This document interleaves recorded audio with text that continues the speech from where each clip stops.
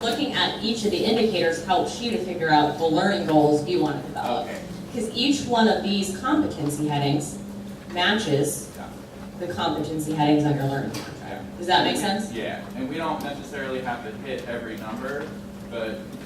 No, we don't want learning contracts with 80 Okay. goals. Okay. The other part I'll send it back to you. Yeah. And then if you could, those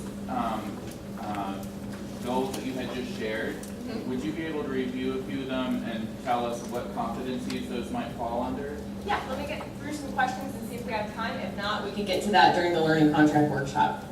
One of the things, that's a good question. It is. What I'm going to say, rather than do it that way, when you all workshop together. You'll figure that out as a group. Right, and because part of what happens is when you do a task, you're not identifying 80 different tasks.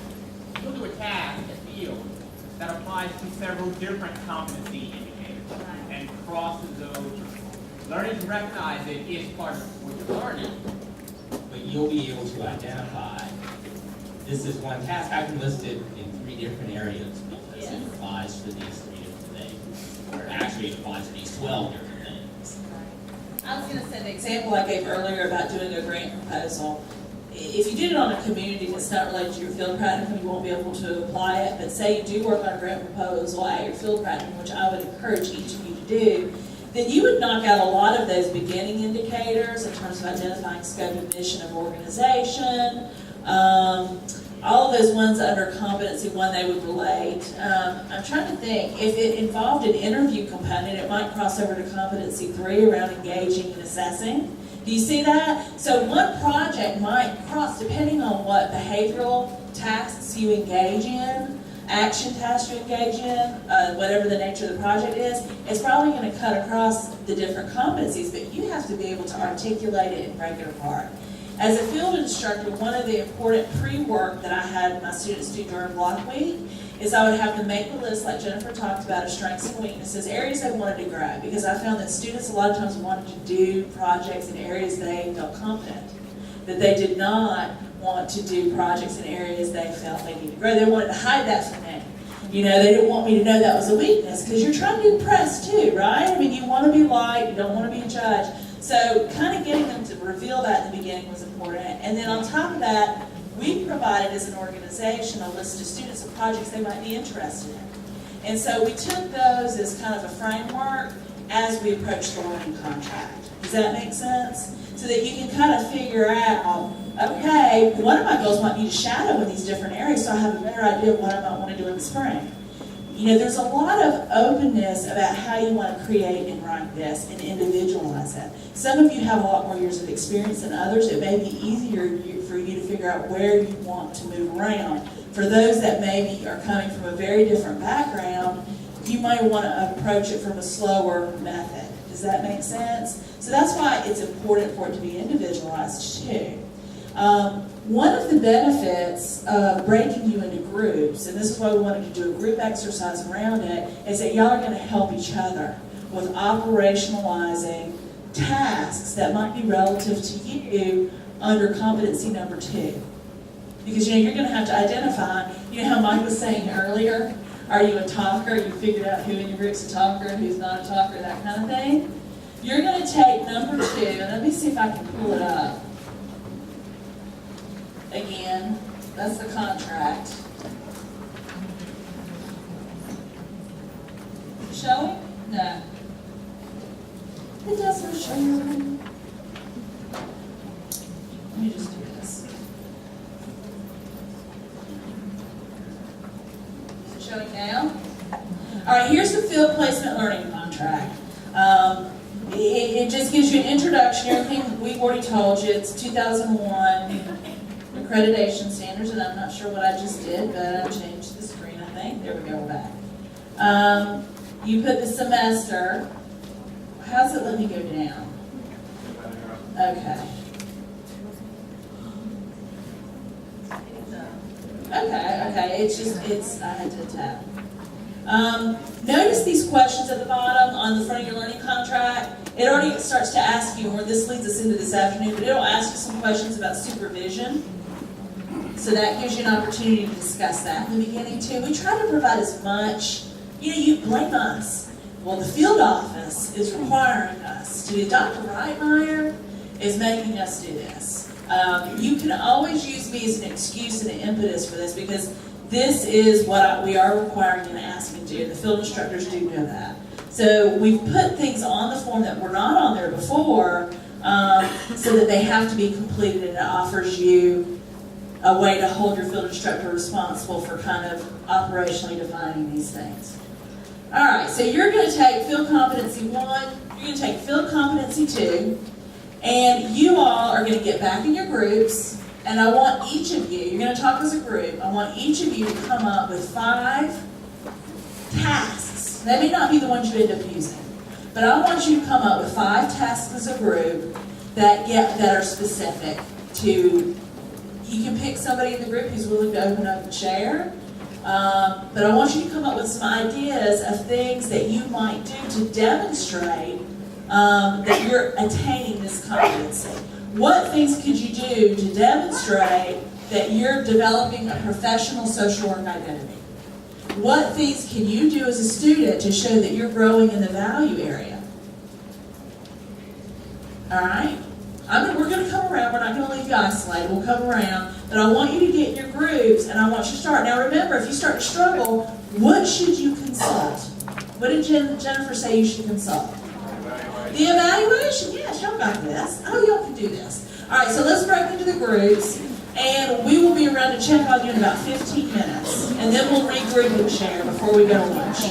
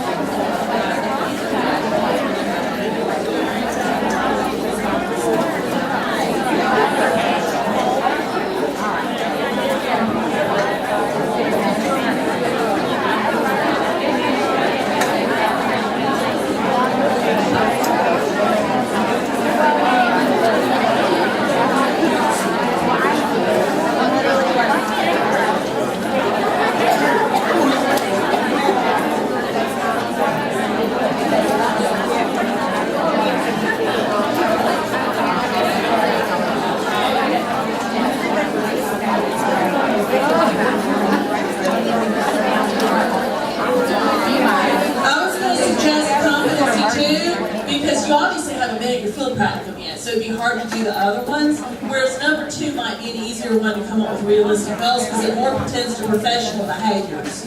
Okay?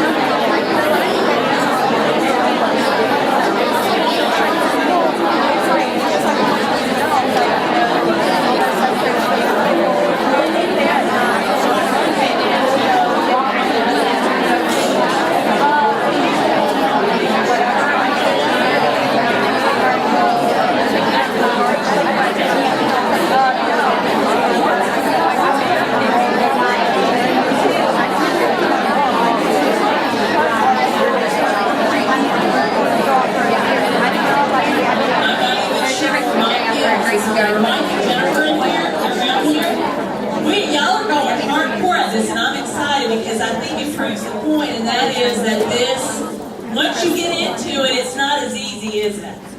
It becomes a lot more challenging to operationalize it. And believe it or not, we never did this exercise before this year. We modified orientation this year to be more intensive and to give you more support before we threw you in the field. And this was one of the new things that we added, and I'm actually really glad that we did. And because it gives you a jump start. It gives you a jump start in starting to think about how you're going to approach this so you can feel more comfortable about having a dialogue with your field instructor about how to make these more personal to the organization and the agency. Real quickly, before we go to lunch, who wants to share with me a couple of practice behaviors or tasks that you came up with? And we'll just take one or two. Our group talked about maintaining a good rapport, about opening up the line of communication between ourselves and the clients. And then we talked about maintaining a positive attitude by watching our verbal and nonverbal responses. Okay. Excellent. Do you notice how she put a by in there? Because if she just had the first part, we really wouldn't know how to operationally define it. So she talked about she was going to work on establishing rapport by engaging in this behavior. Now, it could be that she asks other people, this is what another group was talking about, asking other people for feedback about what, you may not know what your nonverbals are. You might need to ask, can you please give me some feedback about my presentation itself. I'm going to actually disclose something to y'all, and that is when I first started doing dialectical behavior therapy and became trained to do that work with folks, I was told that the thing I had to work on was the fact that I smiled too much. And the reason why do you think that was important? Because this is all about using, it was invalidating. A lot of my clients